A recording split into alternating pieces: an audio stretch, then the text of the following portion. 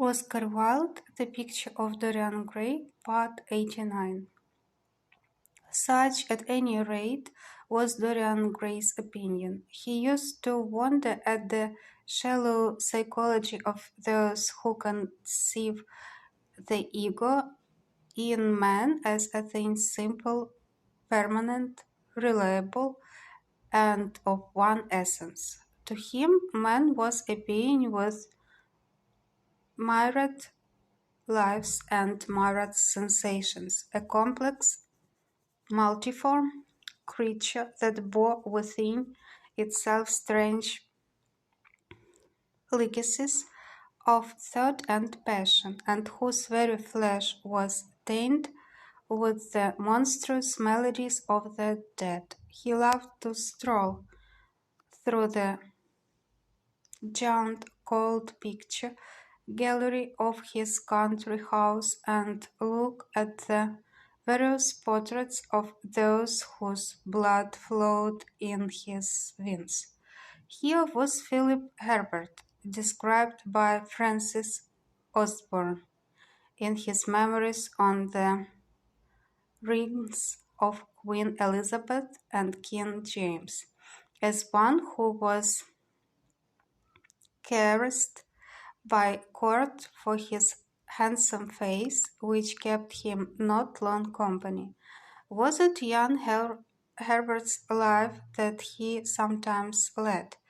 Had some strange poisonous germ crept from body to body till it had reached his own?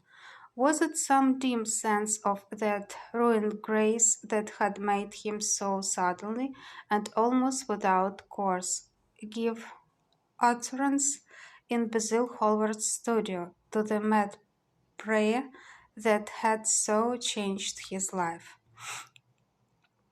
Here, in gold embroidered red doublet, jeweled surcoat, and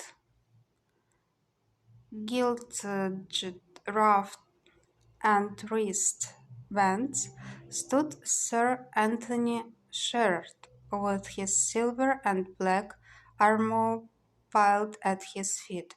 What had this man's legacy been? Had the love of Giovanna of Naples bequeathed him some inheritance of sin and shame? Were his own actions merely the dreams that the dead man had not dared to realize? Here, from the fading canvas, smiled Lady Elizabeth Devereux in her gauze hood, pearl stomacher, and pink slashed sleeves. A flower was in her right hand, and her left clasped an enamelled collar of white and damask roses. On a table by her side lay a mandolin and an apple. There were large green rosettes upon her little pointed shoes. He knew her life and the strange stories that were told about her lovers. Had he something of her temperament in him? These oval, heavy-lidded eyes seemed to look curiously at him. What of George Willoughby, with his powdered hair and fantastic patches? How evil he looked! The face was saturnine and straussy, and the sensual lips seemed to be twisted with disdain. Delicate lace ruffles fell over the lean yellow hands that were so overladen with rings. He had been a macaroni of the 18th century, and the friend in his youth of Lord Ferrers.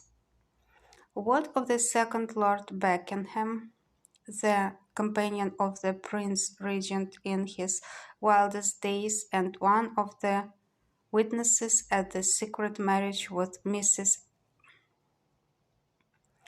Fitzherbert. How proud and handsome he was, with his chestnut curls and insolent pose! What passions had he bequeathed? The world had looked upon him as infamous. He had led the orgies at Carlton House.